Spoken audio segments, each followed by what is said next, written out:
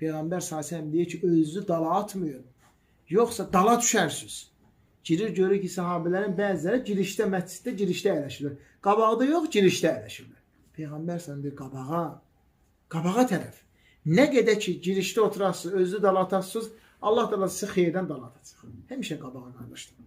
Bir xeyir əməl varsa, mən onda hamıdan qabaqda olmalıyım. Və xeyir işlərlə yarışmağı Allah da bizə əmr edir.